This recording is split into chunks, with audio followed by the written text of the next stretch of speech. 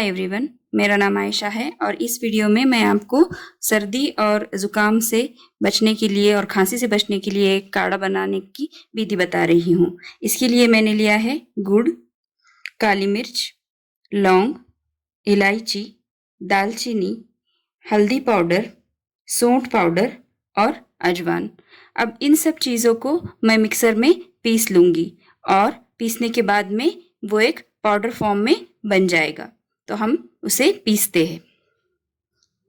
अब ये मेरा जो पाउडर है काढ़े का वो पीसकर तैयार है। इस तरह से मैंने इसे पीस लिया है। इस काढ़े को इस्तेमाल करने के लिए मैं 1 टीस्पून काढ़ा लूँगी और उसे आधा ग्लास पानी में उबालूँगी और उसे फिर आधा होने तक उबालते रहूँगी और उसे छनकर फिर मैं उसे गरम-गरम ही पी लूँगी। अगर आपको मेरा ये वीडियो पसंद आया है तो प्लीज़ वीडियो को लाइक करिए और मेरा चैनल सब्सक्राइब करिए और आने वाली अपडेट्स पाने के लिए बेल आइकन को दबाइए। Thanks for watching.